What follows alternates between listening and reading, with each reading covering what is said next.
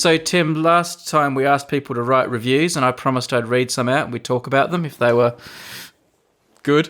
Yeah, well, there was I've been monitoring a little bit, but I actually haven't looked for about a week. Oh, I've got some here. I was going to read some for you. I've printed some out. Yeah, and? I've actually had them framed. They're on my mantelpiece.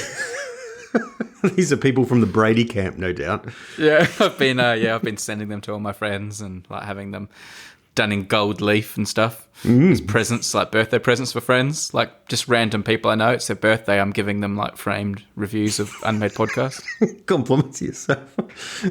You'd think they'd go down better, but people are surprisingly dismissive of them. Oh, right, okay. Yeah. Is the standard not up to what we thought? Like, is the poetic standard not there? I don't know. Maybe people just want things for their birthday other than reviews of the Unmade podcast. Shall I read some for you? Yeah. What's at the... All right, let's have a look here.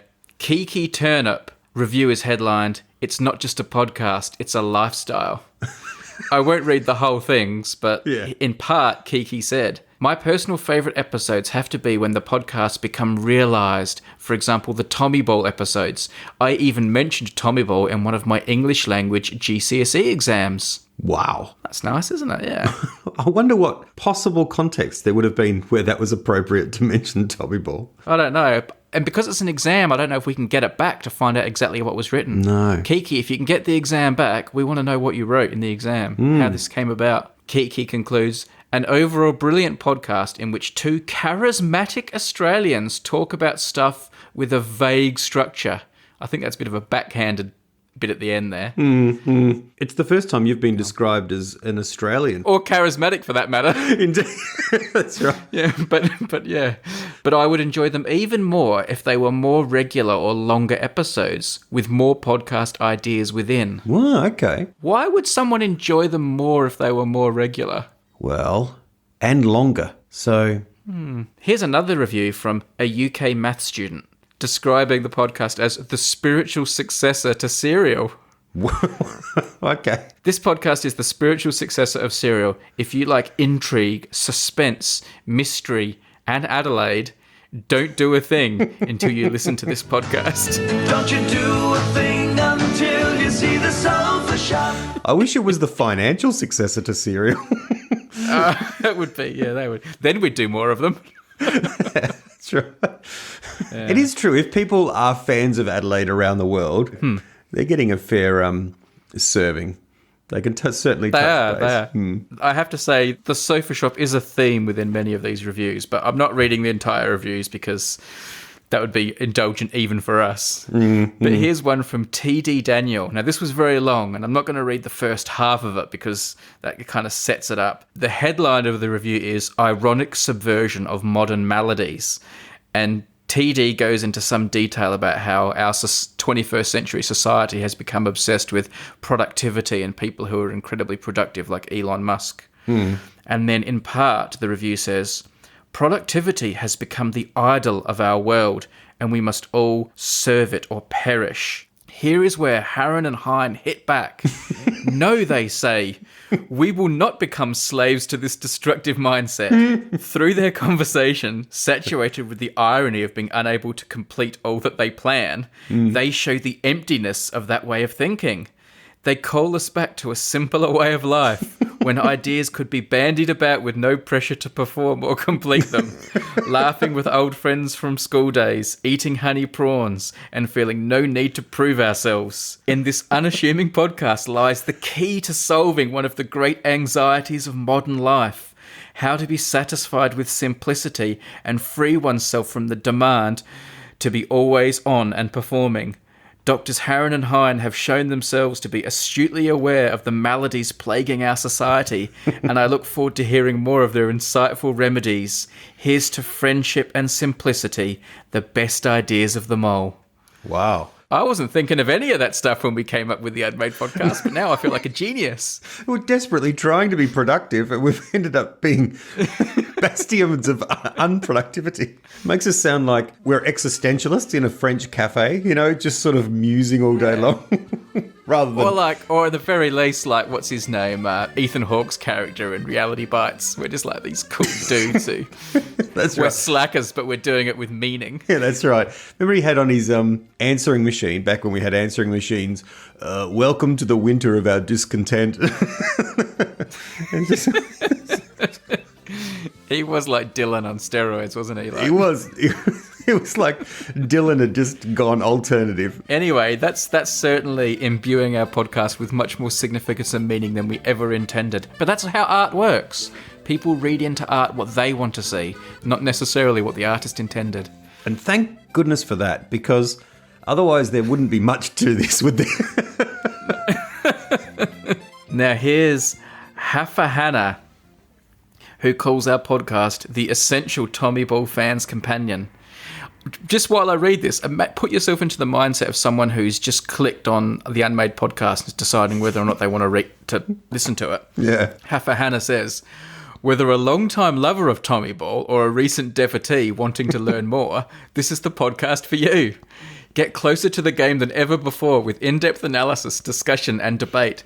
The show features a wide variety of Tommy Ball journalists, current players, and retired greats. This is a must-listen for old Tommy Ball fans. Subscribe now. What is this Tommy Ball? That's right.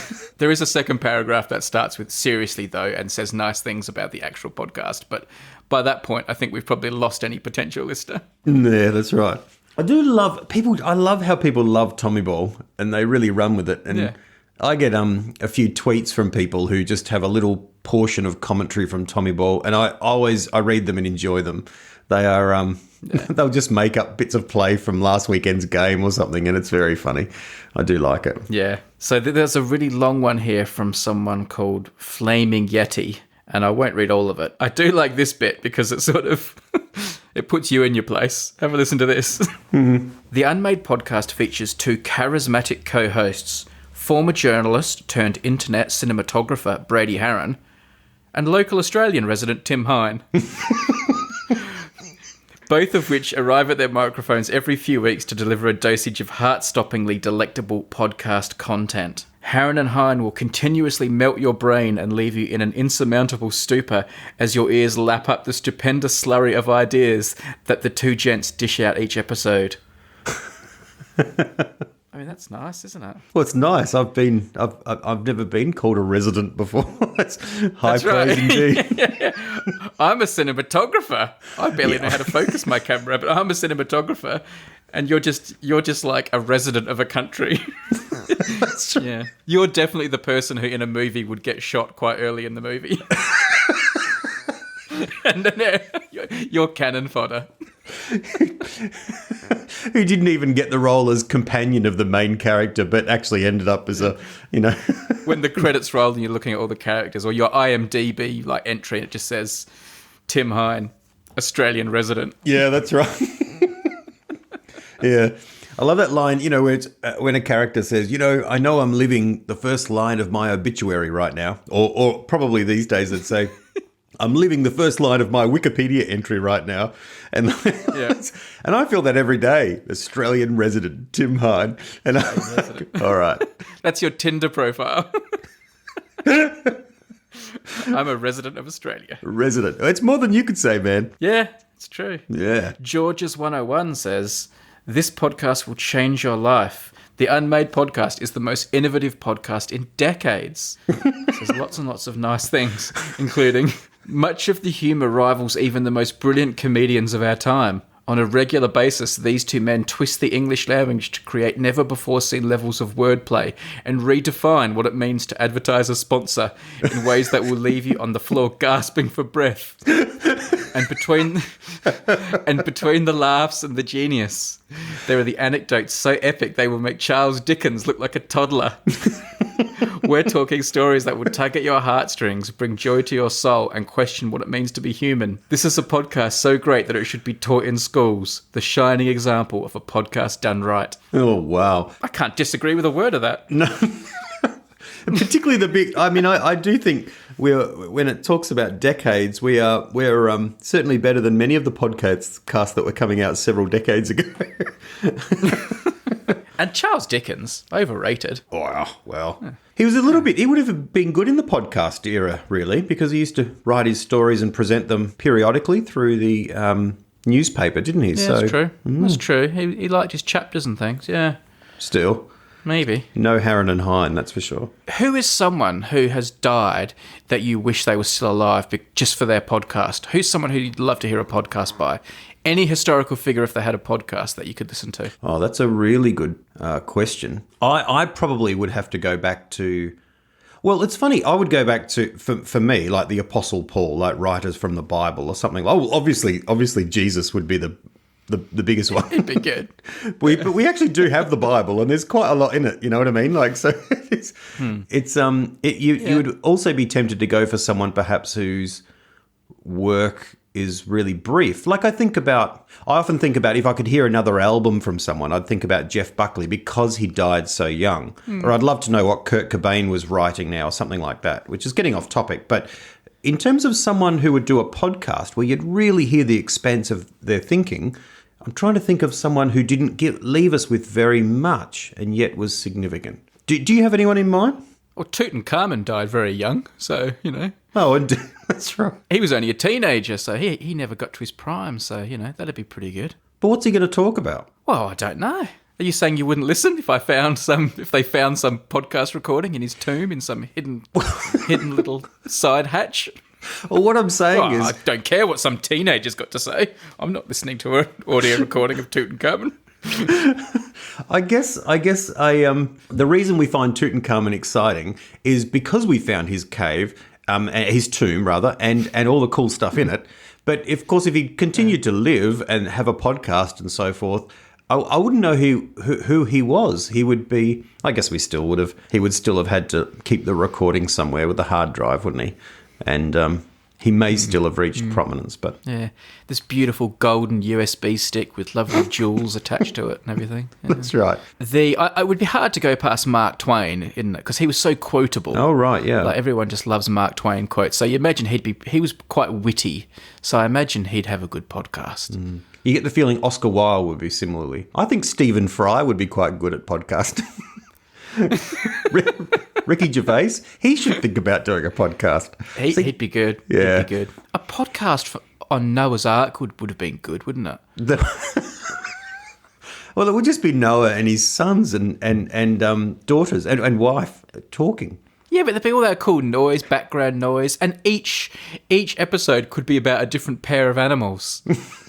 Today we're doing the lions. And they're just two of them here. Yeah. And but they wouldn't be able to do any of the David Attenborough-like descriptions because it would just be like, well, there they are, standing in their stall where we left them. No pen. No room to move. You wouldn't get much about their natural kind of behaviour, but I still think it would be interesting, like, you know.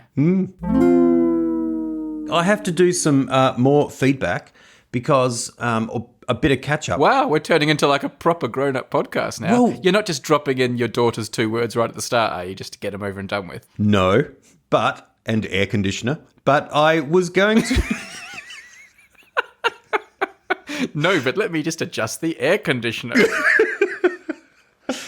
I was at a friend's house today, actually, where my daughter learns piano, and they very excitedly directed me into their lounge room and asked me what was new, and I didn't pick it, but then they pointed at the couch and bouncing up and down told me they'd been to the sofa shop. The sofa shop is your only stop. And they'd come back with a sofa. So... No. Oh, well, I went over and touched it. It was precious.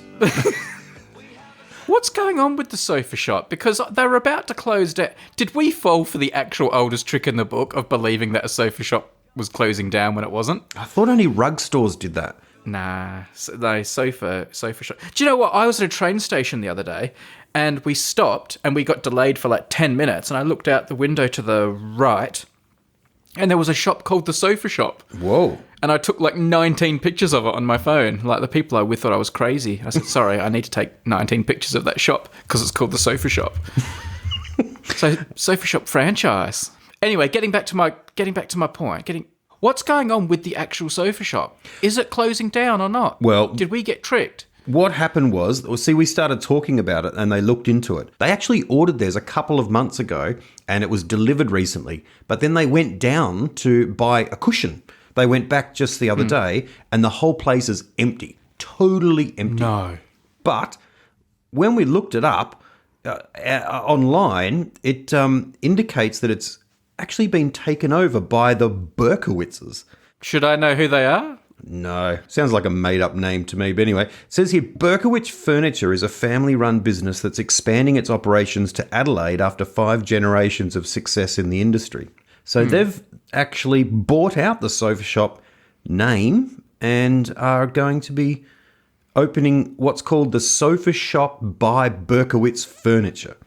So there you go. Ah. They've decided not to come to Adelaide with the name Berkowitz Furniture, even though that's been successful for 5 generations. Yeah, because in Adelaide, the sofa shop just unlocks doors, doesn't it? Like if you're queuing at a nightclub and the bouncers don't let you in, you just have to say, I work at the sofa shop, and it's like, oh, sorry, go on in. And this is before we took it global. Well, Yeah, that's right. Yeah. Yeah, we look forward to seeing you on our opening date on August the 18th. Hang on, what's the date today? It's August the 18th. What? That's today? Yes. It literally says that on their website. Wow. So they're opening. What, Tim? Open today. Tim, go. Go. We can record this another day. Gotta go. I'm out first, mate. Boop, boop, boop, boop. I don't think FaceTime does the beeps, man. So are they restocking the old place? Is it the same address? It does say the Mile End Homemaker Centre, but it doesn't actually say. They're opening today. New inquiries, existing orders. They don't have an address, which means see these guys, the Berkowitzes. I don't think they know the sofa business. Rule number 1 in the sofa business is have a shop with an address. You can't just be a name. Yeah. If you're going to have, if you've got a business and it's called the Sofa Shop, there are 2 things you have to have: sofas and a shop. And they haven't got a shop. This is. Yeah. I think it's at the same location. It's got the Mile End Homemaker Centre, so that's back at the same. This would have place. never happened under the previous management. Under previous management, they always had sofas. They did. Always had a shop. Yep. They knew what they were doing. Well, they must have gone. My friends must have gone before it was stocked with Berkowitz Furniture. I wonder if Berkowitz sofas are as good as Sofa Shop sofas. You'd hope so. You wouldn't think they're just trading on the name. But what are they going to do about the tune, the theme tune? That's hardly going to fit in, is it? Don't you do a thing until you see the Sofa Shop by Berkowitz. No, it doesn't sound as good, does it? Doesn't sound as good. No. Not much rhymes with Berkowitz. They've not thought this through. We have a sofa designed for you. Choose your fabric, match your curtains too. Choose your fabric, match your curtains too by Berkowitz. Berkowitz. Interesting. I'll have to go down. I'll have to have a look. Definitely. First thing tomorrow. First thing tomorrow. Well, anyway, so they were their sofa it looked good, and I think they were lucky. Probably one of the last ones under the old regime, the true sofa shop regime. And did they ask you to sign it for them?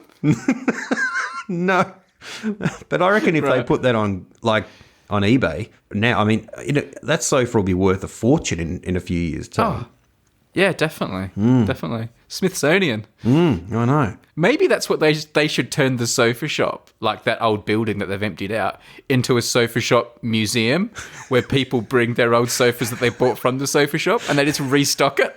That's right.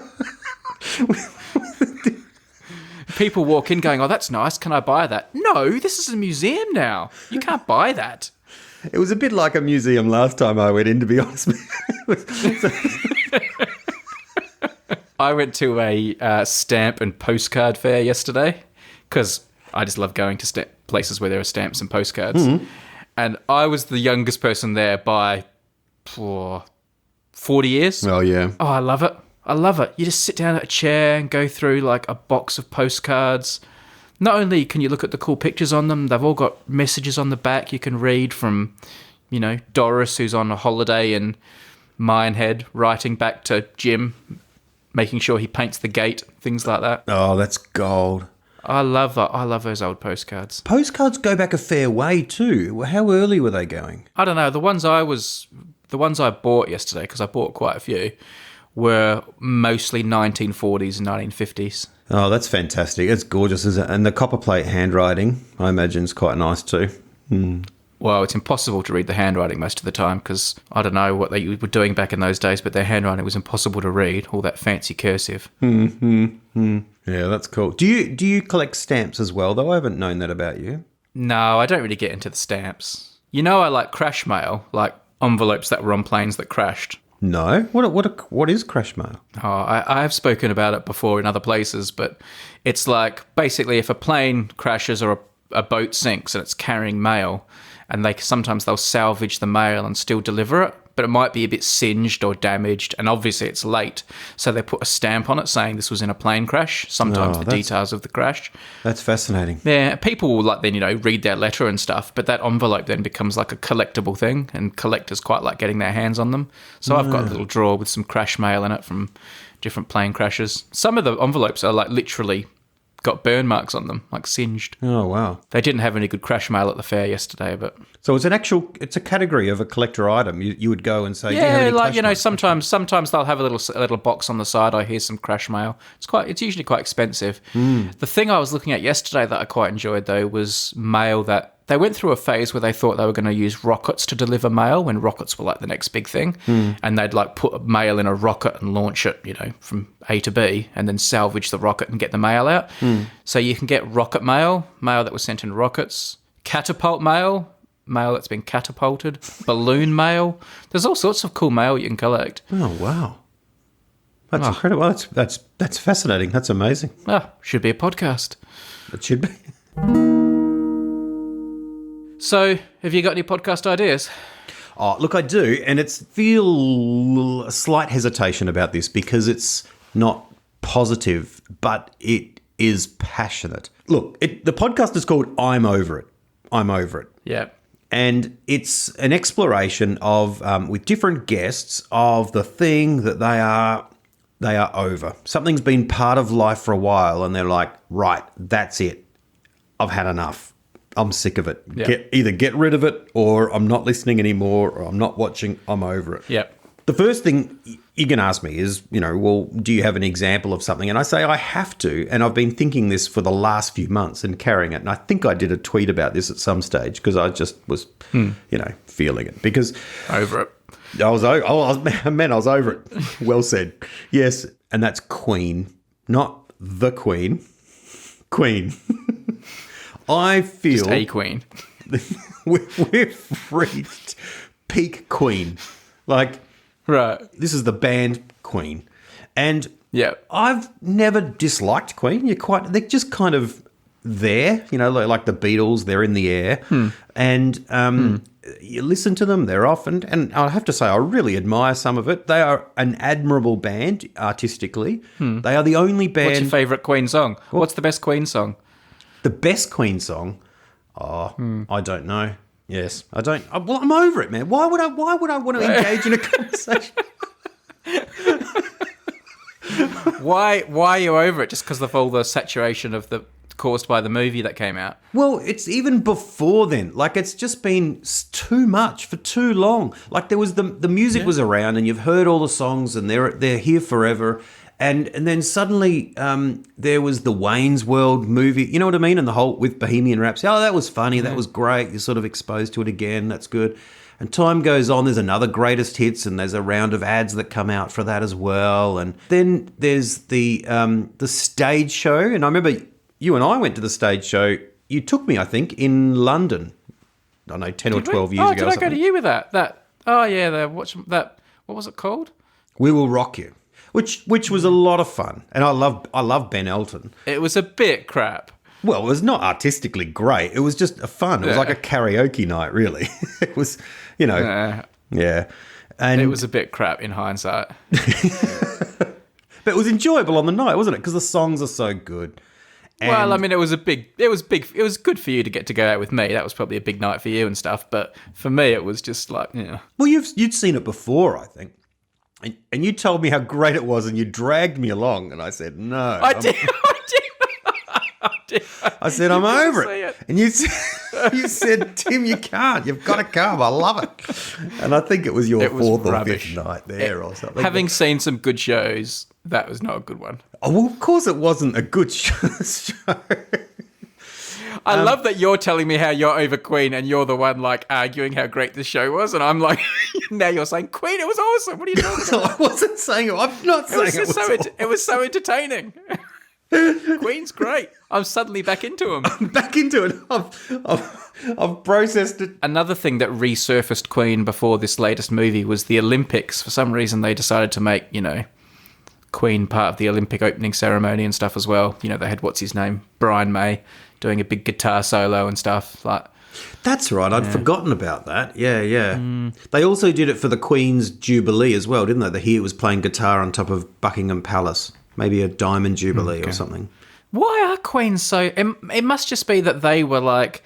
The people who most liked Queen right now are at the point where they're the most influential people and are setting the agenda for pop opening culture. Ceremonies and who gets to play on top of Buckingham Palaces and things. We're just in that period now where we're going baby through the boomers, nostalgia period. They're the prime ministers and mayors, and they're using Danny Boyles of the world and Well, that's it. I've had enough. And then this latest movie, it's like all over again. It's like we've reached peak. Did you see the movie? I saw half the movie and I turned it off on iTunes at home. I just went, I don't know. I haven't seen it yet. I love I love rockumentaries. I love rock documentaries. Every now and then I like what do you call it? It's like a biographical film of a rock band, although they're biopic. A biopic, yeah. They're all crap. They're all got bad facial hair, bad costumes. They're all cliche-driven.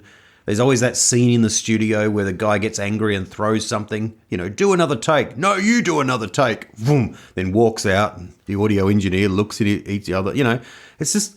They're the same scenes over and over and over again. And the only ones that are any good are the ones that radically depart from it, like 24-Hour Party People or something like that, which kind of deconstructs the whole thing, which is a really great biopic. But it was just awful, so I just turned it off. Yeah, I'm just over My wife Queen. quite liked it. She said it was quite good. I haven't seen it yet. She thought it was all right and I should give it a go. It won the Oscar, didn't it? Well, I've forgotten his name. He won it for... Rami Malek, wasn't it, something like that? Yeah, playing Freddie Mercury. He looked quite a bit like Freddie Mercury, but I don't think it's particularly good acting. I don't know. I was just... Yeah, anyway, I'm over Queen. I admire them. I don't saying I dislike it. I'm just saying that's enough. Enough. Saturation. That's right. What are you over? Well... You did ask me to think about things that I'm over an hour or so ago, so I have been thinking about it. I'll tell you one, an obvious one to start with, and we do joke about it on the podcast a lot, but that is Seinfeld. Right? and I know we joke that, I always joke that it's still Australians still really love Seinfeld, but of all old TV shows that I used to like a lot in the day. If I catch an old episode of most of them, I still think, I have fond memories for it and think, that's pretty good. If I catch an old episode of Friends, I'm up for any day of the week. I could even watch an old episode of MASH or Cheers and still have nostalgia for it, even though it's very dated. But there's something about Seinfeld that Seinfeld has a dark heart that hasn't aged well. And there's something about Seinfeld that I find very, very unlikable as a TV show.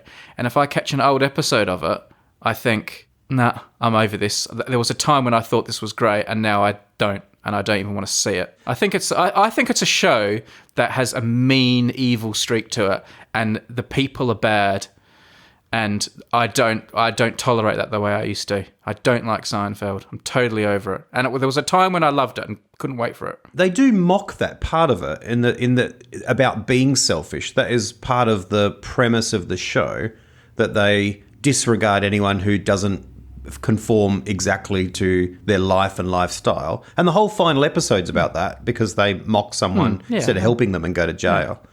So, but it does.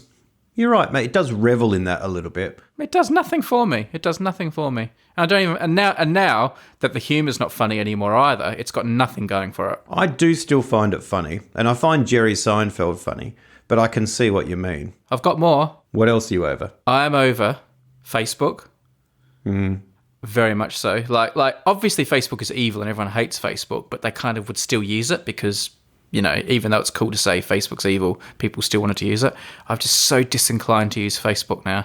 Even if Facebook wasn't evil and they did protect your data and all the other crap wasn't going on with, you know, abuse of news and stuff like that, even if Facebook was just a social networking thing, I would still be over it. So you're not over it for ethical reasons. You're over it for what? You hate I'm over the it colour for. blue. I'm even over it for the best parts of it, or the most useful parts of it. I'm also with you there. Probably not as passionately because it's a means of. I find it handy and I find it interesting in terms of people that I remain in contact with and communicate with and share ideas with. But I know what you mean as well. See, I'm even over that side of it. Well, put it another way, I like Twitter. Twitter's my favourite. And I go looking and I learn from Twitter and I find it interesting and I find it witty and fun. Yeah.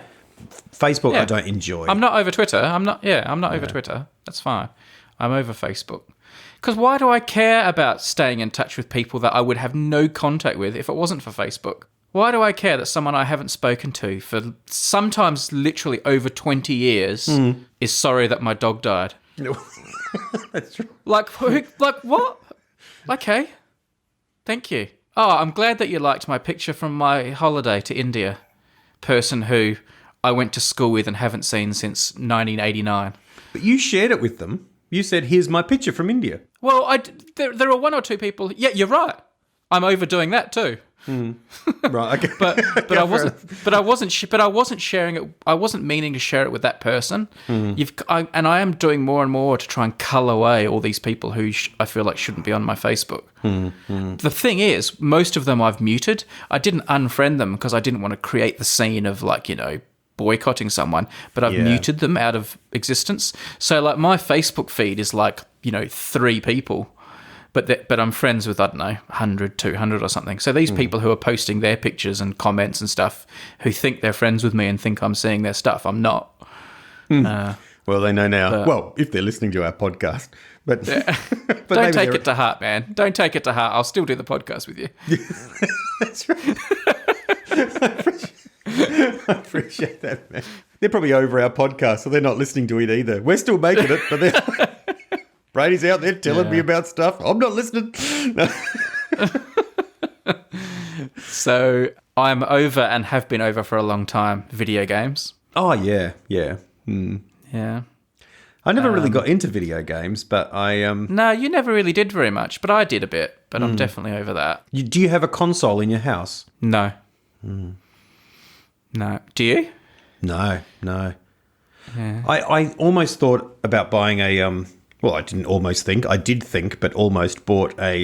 they got one of those retro Atari ones now, and I thought they might be fun with the kids, but I didn't buy one. The thing is with those old video games, I have like fallen for that sort of stuff before and bought old, like, you know, video games, is the idea of it is better than the reality of it. And when you play it, you get pretty bored pretty quick. Oh, really?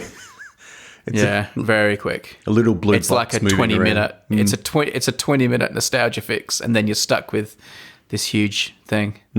Like I could probably do it on an app and then just delete it again. Yeah, you can play all those old Atari games on websites. I sometimes do that. I've got these like websites that play them, and you used to go on there for free and play, you know, old Atari basketball and stuff. Pac-Man and Space Invaders and... Yeah. Yeah. I am over Australian rules football. Man. And I think that is a bit of a different case. Obviously, it's the case because I moved away from Australia. But like... the importance that all my friends, yourself included, but some of my other friends even more, place on Australian rules football and like how important it is to them seems ridiculous now. And I completely understand that if I was still living in Australia, I would be like that. And it really is just a distance thing.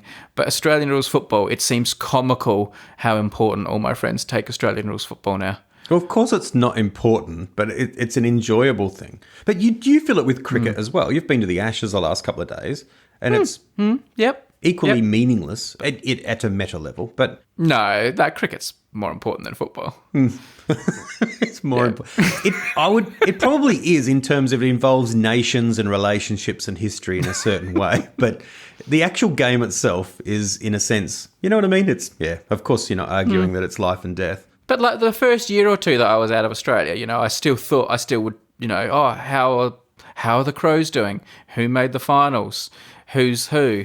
Now it's like, when like your mum tells you some boring story about someone at her local knitting club or something, and she's just telling you all these names of people that you don't know. Oh, and then Joan said that she was going to bake a cake, and you're like, huh, I don't even know who Joan is. Why do I care if she's baking a cake? It's like that now when my friend will tell me, oh, can you believe that Richmond just sold Billy Blogs to Hawthorn or something? And they're talking about these people. And I'll say, oh, sorry, I don't know who Billy Blogs is. And like my friend's jaw will drop and say, he's a future Hall of Famer. He's won 3 premierships. He won the Brownlow. Like, how can you not know? And I'm like, all these things mean nothing. This is not important. This is Joan baking a cake. What about soccer, or like English football? You follow Liverpool with great passion. Yeah, I do know what you mean by AFL, and this is Australian rules football in that it is so large now. It is a bit ridiculous how large it is and how many shows. And I am indifferent to anything that's mostly going on, I guess, apart from my team and a little bit beyond that. You just sort of, in a sense, you could live in it, and sometimes it feels in Australia like you do. No, that's what's funny, though. It's not large. It's not large. It's really, really small. Well, that's what's funny about it. That everyone in Australia thinks it's so big. No. It's not big. It's in terms of the ability of it to fill your time is there. Yeah. Yeah. It's obviously not like US elections and politics and the Brexit big.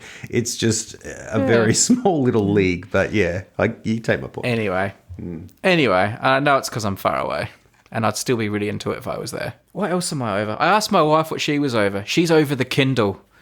She went through a phase where she thought the Kindle was the best thing since sliced bread. Yeah. And now she realises that was a mistake, and she likes old-fashioned books.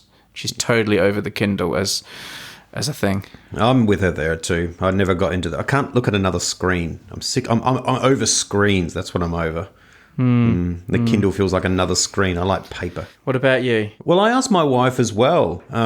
She said she was over reality television, but she has never been into reality television. She's just over it coming up on ads and there being news stories about judges on shows that involve renovations and chefs and you know what I mean? All that kind of stuff. And that is big everywhere, but I especially notice that in Australian culture when I'm back in Oz or anything Australian hits me, how there's this like even by modern standards internationally. And don't get me wrong, like I really like Love Island and there's loads of reality shows in the UK. But in Australia, they seem different and they seem more prime time. Like the biggest the reality show that once every year takes over the UK in many ways is Love Island, and all the newspapers will get into it and all the people in it will become stories. But it's still over on ITV2 on a fringe channel, and it's on quite late at night, and like you sort of have to seek it out a bit. It's not forced upon you.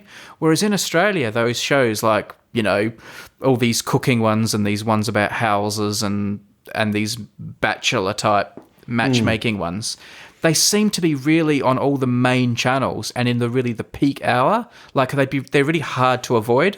Yes, that's right. And that they are there, and you go shopping, and on the magazines are all the same faces with food and performance, and I find it bizarre. I honestly find it bizarre, but that sounds a bit aloof and pretentious, but it is. It's just ridiculous. Today I was reading in a magazine, the Weekend broadsheet magazine, the Weekend Australian. I'm reading it. It's got 50 best restaurants in Australia. So I was looking up Adelaide going, what's a new restaurant that's considered a good one to check out or so forth. And then it talks about a restaurant somewhere it's like former contestant on MasterChef. And I'm like, what? That's, you know what I mean? Like it's like... Yeah, like it's a Michelin star. Yeah, that's right. Yeah, it's like, why the heck would that make any difference to me? Going to the restaurant or not? Yeah, I've got one that's a total. Will come across. Well, I guess it kind of is a humble brag, but it's not really my intent. But it'll sound really humble braggy. But it is something that I used to love and that I'm now totally over. And that is flying. Oh, really? Yeah. You do a lot of flying. I still like traveling and going to interesting, cool places. You know, I still really love that I get to do that, and I'm very grateful for it. But the actual act of flying, going to airports and going on planes, used to be something that filled me with so much excitement and anticipation. Because I didn't fly in a plane until I was quite old. So, you know, it was always something that had a real romance to me. And now, anytime I have to book a flight, like, my heart sinks. And anytime I have to go to the airport and get on a plane, it's like, oh, no. I'd give anything to not have to do this part of my work. I don't particularly enjoy flying, but I know exactly what you mean, and I have really enjoyed it on occasion. But I was thinking the other day, I was picking my mum up from the airport, and I was thinking airports, again, have a really strange feeling about them. Maybe because people are tense or they're waiting, but it feels more on show or something. I don't know. People are looking busy and professional and looking like they're a unique... They've got a funny tier of exclusivity about them with special rooms for special people, and I don't know. I think a big part of it, though, also is all the procedure and security and rigmarole that comes with airports now. Yeah. Because I still do get excited by going on a train. Yeah. If I've got like a 2 or 3 hour train trip to London, I love that. I love going to the train station and picking my seat, as long as it's not a really packed train, and, you know, picking my seat and getting out my iPad, and like the start of a train trip still has like a nice feeling for me. But a plane trip doesn't have that. I totally agree with you, and I love it. I love the train. Or even if I'm driving, the start of a big drive has to some extent quite a nice feel to it. Maybe you're ordered around too much on a plane these days, you know. Sit down, turn that off, walk over here. Now you can get on. Too much stop. dead time. Too much waiting time. Too much, okay, now wait in this lounge. Now wait in this seat. Now wait for this boarding call. You get on the plane. Now wait for the safety message. There's too much waiting and not enough doing. If you just turned up to the airport and got straight on the plane, like in the 1950s, you know, they gave you a champagne and... Like you do with a train. Yeah. Yeah, like you do with a train. The train's great. You can get up and go for a stroll, and have a coffee and come back. There's a lovely, lovely feel about the train. There's a dignity. You do a lot of big, long family drives, don't you, over to Victoria and stuff? You do that quite regularly. How do you feel at the start of a big drive? Yeah, I love it. I love it now. I used to hate it. Yeah. I used to despise it. This is from being an only child as a kid and sitting in the back of a car on endless holiday long drives. I mean, it's wonderful to have a family and go on holiday. That's great. But you know what I mean? Like, it just feels like forever. And I just sit there and read and stuff. Yeah. So as I got older, you know, driving feels like a chore. But I've reached a stage now I absolutely love it. Just the feeling of the road ahead and the freedom and the time and space. Are you like a total like Chevy Chase dad and want to play games and sing-alongs and stuff? And like, are you uber annoying? A little bit to try and keep the mood up, you know what I mean? Or to engage everyone for a bit and get off the, you know, devices and stuff. What are some of your go-to moves on a long drive? Well, it's just sort of the same joke over and over and over again, really. The same repertoire. Do you crack out a little bit of I Spy with My Little Eye? Oh, we did a lot of that in the early years, yeah. Not anymore. Every now and then it gets brought up and generally you go, no. It's nice when an Unmade podcast comes out. What does your wife do when you say, should we pop on another Unmade podcast? No.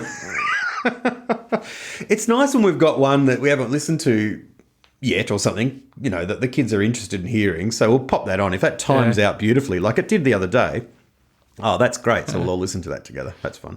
Do you do a bit of like, wait for this next bit, kids? This bit's a classic. I say something really funny in a minute.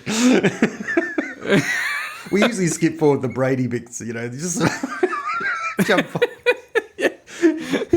Push the 15-second button a couple of times. Yeah, blah, blah, blah, blah. Yeah. Don't worry about what Brady says here. It's not that good. Yeah, no. Oh, hang on. Let's go back. I did make one good joke there. This is a cracker of an anecdote. Right. Yeah, so so not really that, but usually my wife and I will listen to, you know, a podcast and the kids will be watching a movie for a bit or reading a book or something like that, or vice versa, or an audio book or something like that. We listened to Danny, the Champion of the World once, which is such a great book. Do you know that book? I loved that book. Yeah, I read that book in year 6. Yeah, we'd all read it, and yet we all wanted to listen to the audiobook again, which is great. Great story. Yeah. Let me mention one more thing that my wife mentioned that she was over, because I think it's worth saying. Yeah. And that is... The Unmade podcast. That goes without saying, man. Yeah. Literally don't say it. Is coffee, like as in special coffee, or people thinking how unique they are because they happen to like really good coffee? I know this is... You can't stand this. Don't start. You could start me on coffee. You know about me and coffee. I get pissed off at you and your addiction to coffee. Humans' addiction to coffee drives me crazy. I never think of it as an addiction except when I'm around you, because honestly, it is. It's kind of... I can't quit you, Brady.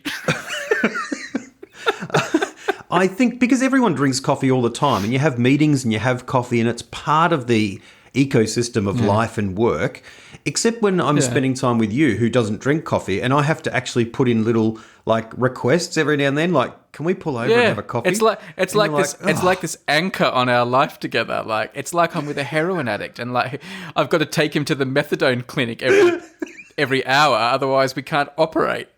It must be surely better than when I smoked. That's got to be like but it feels a bit like I still smoked because I have to have a cup of coffee, or I'd like to have a cup of coffee. I don't remember us spending a lot of time together during your smoking phase, and I always imagine you going through a smoking phase as being purely like for like posing purposes, like just because you like how it looks, and like you wouldn't have to smoke. It's just like you like the idea of being the guy who's having a smoke. Whereas your coffee addiction does seem to actually prevent you being able to operate. The magical powers of my body were not resistant to nicotine addiction either. So that was okay. But I'm very glad to have given up smoking. I should add, and haven't smoked for quite a few years. Yeah. In fact, I actually I'm over that. Like, if I smell a cigarette, it used to be tempting or nostalgic, and now I find it repulsive, to be honest. I don't want to belittle your addiction, and because I wasn't like seeing a lot of you at that time, I'm speaking purely from a position of taking the opportunity to rip the piss out of you. Fair enough. But like, I imagine you going through a smoking phase as like you going through a phase where you like wearing leather jackets. It's just like... I just think it would be cool to smoke for a while because it looks good. Like, I can't see why you would smoke otherwise. Like, it was because it's enjoyable. It's not like it's not an addiction. Like, then I was, dragged into the seedy underworld of cigarette smoking. It was like, it's like KFC. It's like, this is awesome. It was just enjoyable, but of course it becomes, this is the drug, it becomes a self-perpetuating enjoyment. That is, it's not enjoyable to not have it, and so you have it to satisfy that, and that's when it becomes addictive. And then, of course... Today's episode has been brought to you by Marlboro. If you'd like to get 10% off your first pack of... That's right. It does become unenjoyable, or you go, I shouldn't be doing this. Then it's seriously bad for your health, and you realise, hang on, I've been doing this for a little while now, and this is not good. And so you start to take it quite seriously. And that's when you give up. But then it's hard to give up. And that's, annoying. But I did give it up. And, around the time we had kids and stuff like that, it's just like, oh, gosh, yes, get serious and get rid of this thing. Yeah. It's like, oh, no, look, I find it actually the idea repulsive to be and strange. But that is probably part of the cultural change as well, that it's not around us as anywhere near as much as it was. It's not. Yeah. So anyway, you were saying your wife doesn't like people being into that. They're really boutique coffees and thinking they're really special snowflakes because they are. Yeah. It's just Australia has reached peak coffee snobbery pretension as well. And I say all of that as someone who loves a good coffee, loves a cup of coffee. We have a good machine at work and I really, really love it. But I tell you what, I still have an instant coffee in the afternoon and I love that. And I have an instant decaf at nighttime and I love that too. But I find I love a good coffee and I appreciate people who can make a good coffee. And if I get a coffee that's not that great at a cafe, I will sort of screw up my face and go, oh, it's not very nice, which is, not very good. Like, I won't do it to the person. It's just you sort of recognise to yourself, oh, that's not as good as it should be. But I kind of concur with her as well, the whole kind of, let's drive 5Ks further because there's this particular place where they drink it out of a Vegemite jar and it's, ground together by ballerinas and... What coffee implements do you have at home? Can you like grind your own stuff, or do you have like a posh coffee machine? Like what props do you have in the house? No, none. Jar of Nescafe. Very simple. We have a plunger. Oh, so you still have a plunger and stuff? Well, it's just a plunger. Yeah. We don't have a coffee machine. I plan to buy one at some stage, but I honestly just never got around because I get up and I have a plunger in the morning and it's simple. I like having simplicity. And then I go to work and I make it on a really amazing machine at work all day long that we bought like as a team, you know what I mean? Like as a workplace. But then at home, then I have instant, and I have it instant in the afternoon. And then, of course, every Thursday you have that bag of coffee from Ethiopia that gets delivered that you go out the back and grind between two rocks. Sacred rocks. That's right. Sacred rocks. Anyway, I was at the cricket the other day, and it was just before play was due to start, and you couldn't buy like drinks and stuff from the bars because they weren't open yet, but this coffee place was open, and there was a queue for the coffee that must have to wait 45 minutes in that queue till you got your coffee. That's ridiculous. And I'm like, who can want anything enough to wait 45 minutes in a queue? Yeah. I'm over waiting too, that's for sure. Yeah, I am definitely terribly impatient. I think that podcast idea is like, in terms of just assessing it as a podcast, I think it's a good idea. Like, it would be a good thing to have guests on because it's always interesting. Who doesn't like a good whinge? Certainly we do, judging by the last half hour of about things that don't really matter in the scheme of things. Like, I'm also over poverty, but like that's global. You haven't talked yet. I'm over suffering in the world. I noticed we didn't mention any of that. It was all just me. Me on my planes, me and my coffee, me and my video games. I hope the UN's looking into that video game overindulgence that you had. I think that's caught within the spirit of what I was talking about, that they are the petty over at things, Yeah, the more first worldy problem they are, the better. Like the more ridiculous you seem. Well, that's what I do so well. Well, you're a charismatic Australian resident. Man. Settle down, man. You don't have to keep saying it. I'll get a big head. I noticed that you emphasise how I'm an Australian resident, and then for the rest of the night, you've just sunk the boot into Australian culture like no, never before. I'm over Australian residents.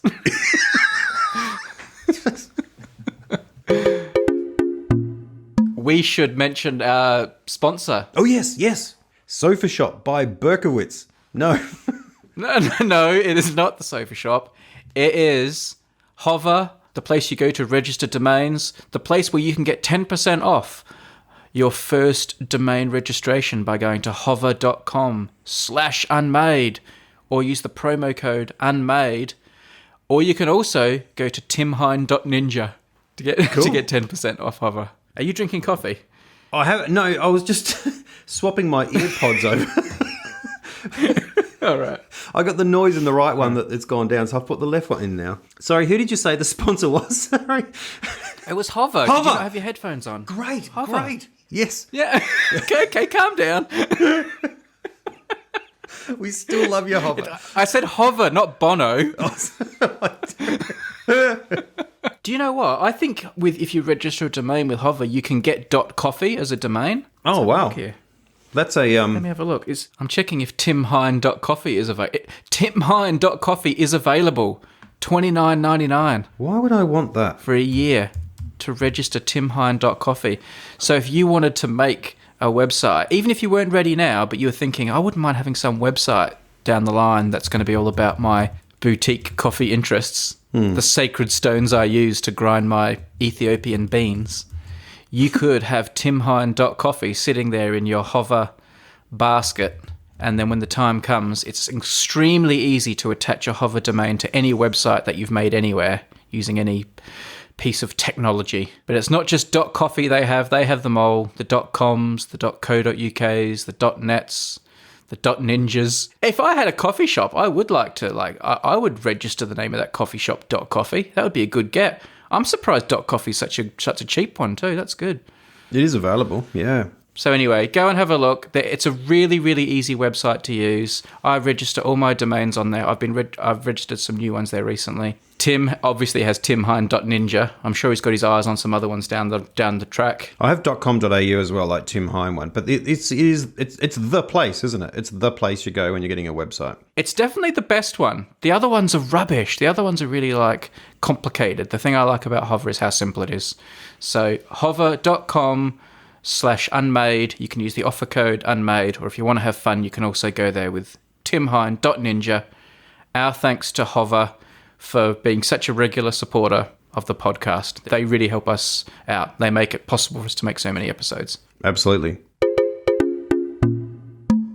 On to you, man. What have you got? I haven't really thought this through enough to have many good examples yet, but I just feel like it would be good fun.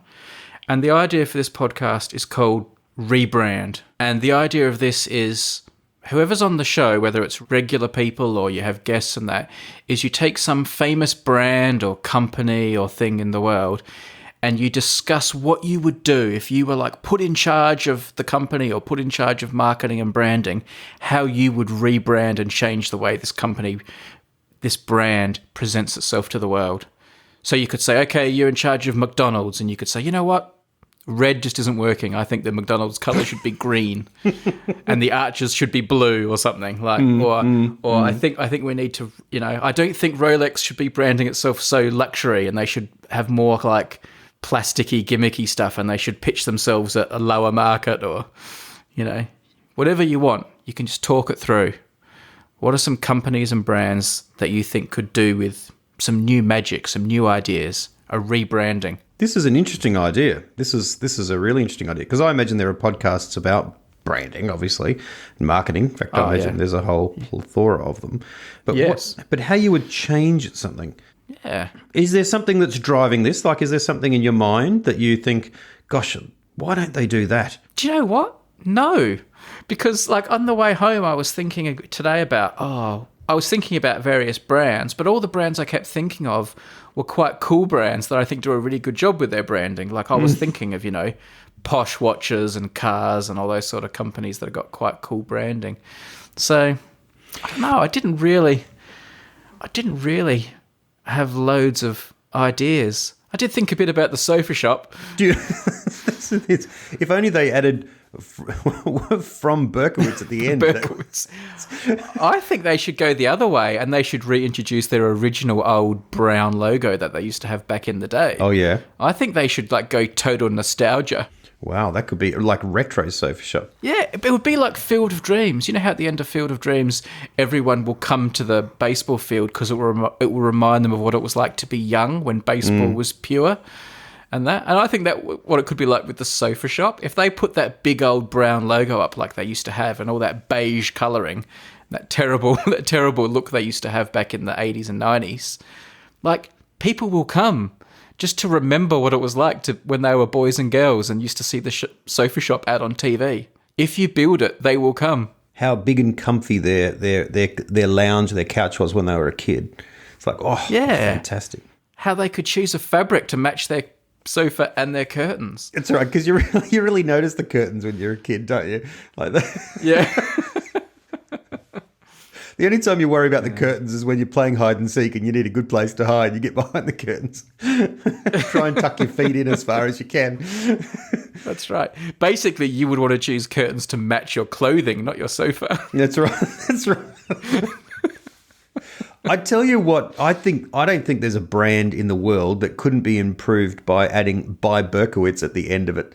Like KFC by Berkowitz. By Berkowitz. Apple by Berkowitz. What kind of watch is that you're wearing? Yeah, it's a Rolex by Berkowitz. By Berkowitz. It does make it sound kind of like more exclusive, doesn't it? The Unmade podcast by Berkowitz. By Berkowitz, yeah. Well, now we know what Tim's idea is for rebranding everything. That's right. By Berkowitz. There's nothing else you could add to it. How would you rebrand Berkowitz itself? I think that really is the one. Well, you'd add the sofa shop at the beginning of it. By the sofa shop. Imagine if it had gone the other way around and the sofa shop had bought out Berkowitz and it was Berkowitz by sofa shop. Well, what if you know how when you were overseas, you saw a sofa shop over there? So there's obviously a separate company over there. What if they expanded to Australia and bought out Berkowitz? So we had sofa shop by Berkowitz by sofa shop as the. Oh my goodness. Where would it end? It would. Oh my goodness, that would be fantastic. I wonder about what you could do. Like, you're not talking about products, are you? Like how they could expand their product line. I know. I'm willing to include product range. Well, let me mention a serious one that has been a bit of a beef, and it's also an I'm over it sort of thing. And that is, look, I'm in my mid-40s. Buying sneakers is a challenge, right? Because two things are going on at the same time. That is, I need extra support and comfort when I walk. Like getting around, I've always worn, sneakers because they looked cool or because just sort of loyalty, like Converse All-Stars, Chuck Taylor All-Stars and so forth. Yep. You get to a point now, it's like, it's too flat. I need some more support. Yeah. The thing is, though, you go out and buy a pair of sneakers and you come out with like these space moon boot kind of things that are designed by Kanye West. And it's like, I'm not wearing that. Like, that is just absolutely ridiculous. So I'd like to know. And so there seems to be this choice between sneakers that kind of look cool and modest and sleek, and then sneakers that look like they've got 4 volumes of Encyclopedia Britannica in the heel that's all pumped up full of air, with tubes coming off it attached to a backpack. And it's like, give me, that's ridiculous. So give me some cool looking sneakers with some support. That's what I want for a person in their 40s. So okay, I'd like Adidas to do that in particular, but they don't seem to. And what would you call them?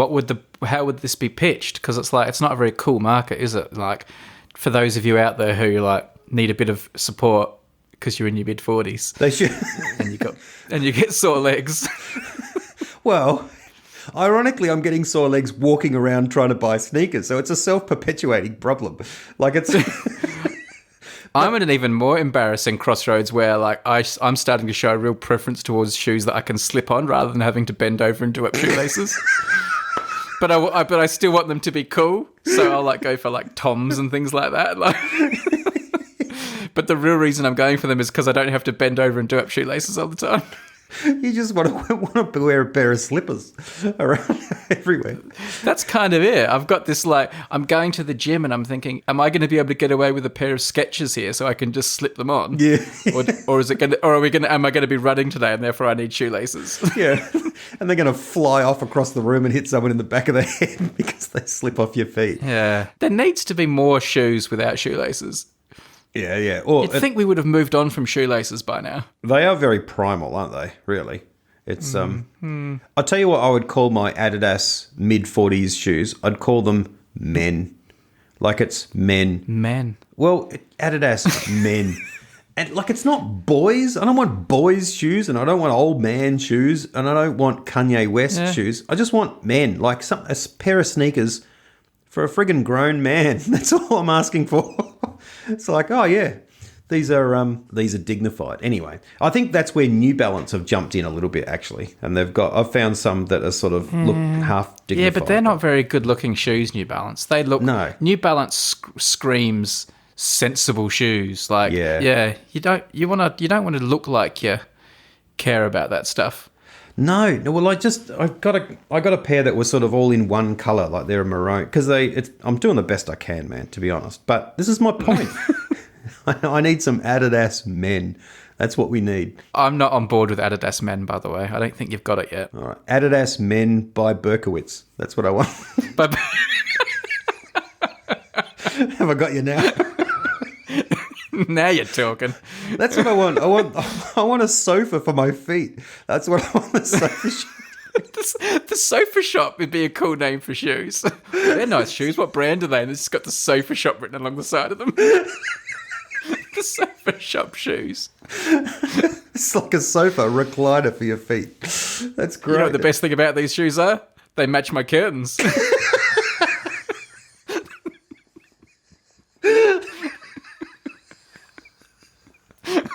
I thought I recognised that floral pattern. You know that scene in The Sound of Music, how she makes the clothes out of the kids' play clothes out of the curtains? Yeah. You know, my mum did years ago. We had a bedspread that was a curtains made out of a bedspread. Mum goes, "Oh, that's a nice bedspread. I'll make that into curtains." So my mum was like even a step ahead of that. But these days, I don't know if people do that anymore. That sort of reusing of material, but they should, and they should match their sneakers to it. But Wow. I tell you what, I also like. I like the idea of taking a wholly crazy brand for a product for a particular brand. Like, what if Calvin Klein started making cars? Like, what would they? How would they make cars?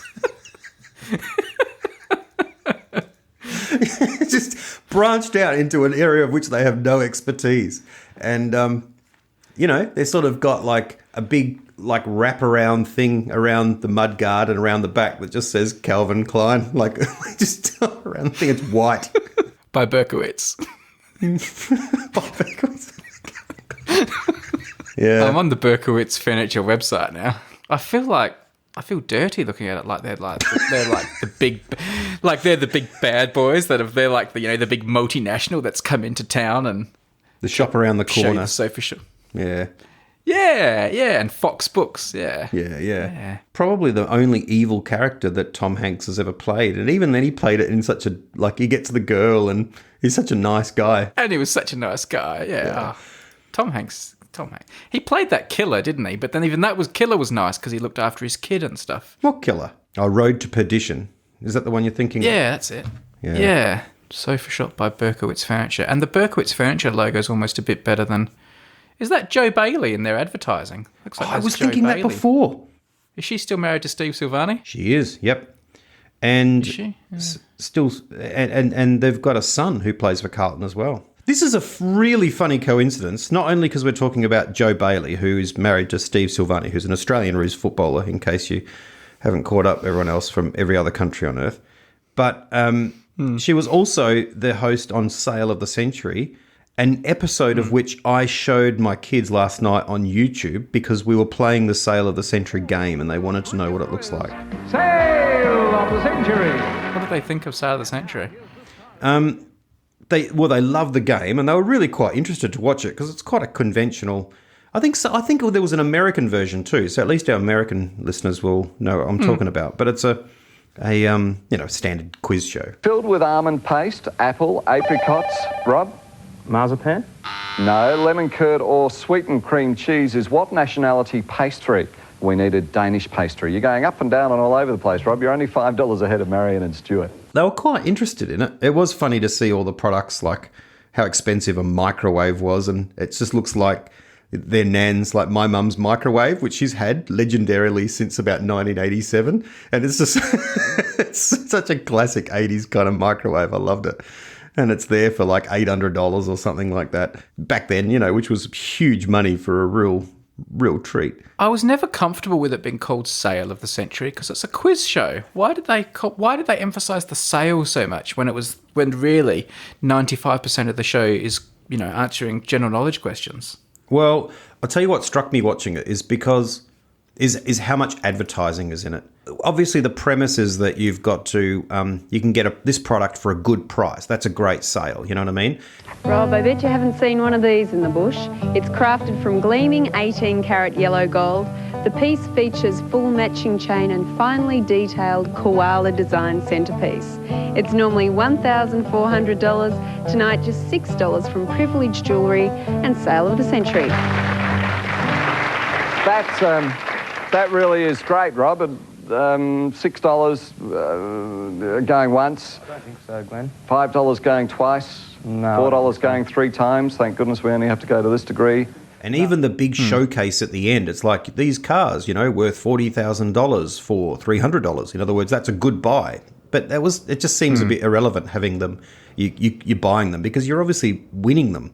But it's just brand after brand after brand. It's basically just, I think, the TV channel selling advertising. And once again, we've got these 2 great cars, the new Nissans.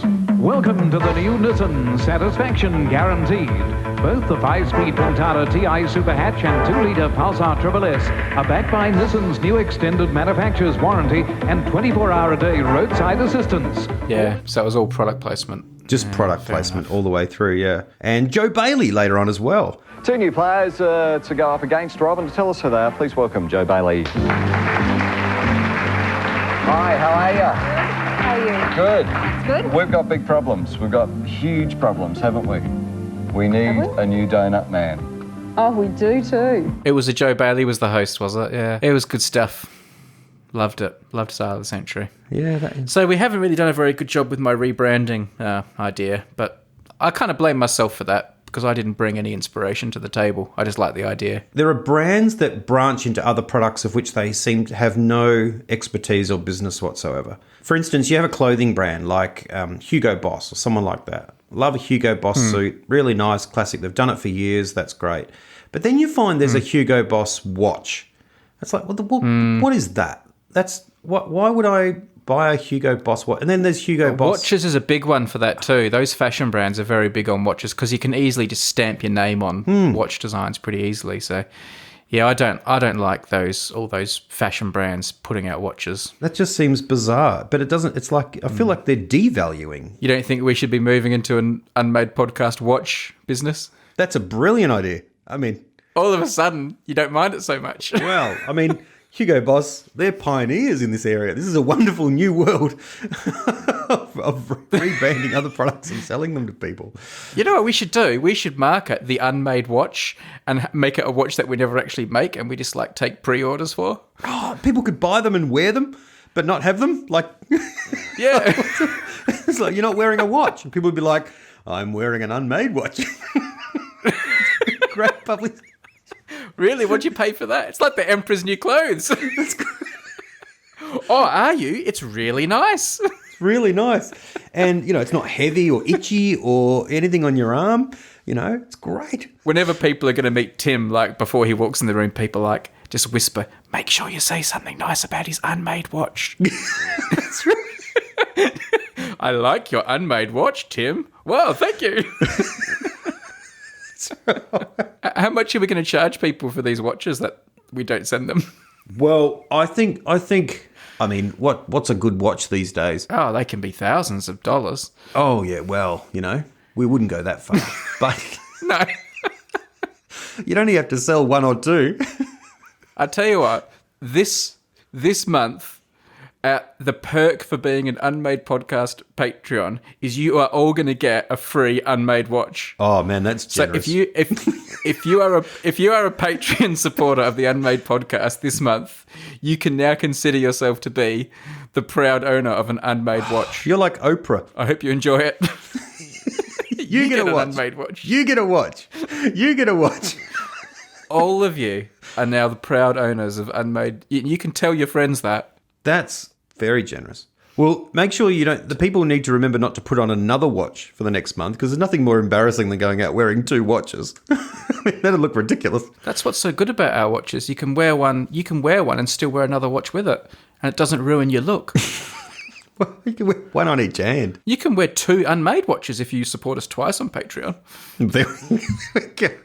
Or you could borrow one from a friend, of course, I guess. What were we doing with the people? We were just reading them out, the cool reviews. Is that all the prize was? There wasn't something else that was a follow-up from that? I don't think. Surely having their review read out on the show is prize enough. Oh, well, surely. Shall we send them an Unmade watch as well? That's. I think that would be all right. The coolest thing in the world is... It's not too much extra effort. If you sent out empty, small boxes to everyone...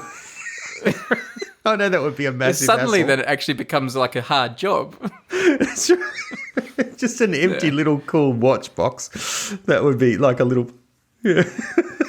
Costs us a fortune. Yeah, nice one. That's right. All right then. Very good. Good stuff, man. Until next time. And we didn't even mention the new Beverly Hills 90210 show. Rob, prepare yourself for the ultimate indulgence. This Italian bedroom unit combines the comfort of a full queen-size bed that can rotate 180 degrees, so the user can view the twin-column entertainment ensemble with phone, art panel, and and space for television, video and stereo. It's valued at $28,950 from Brescia.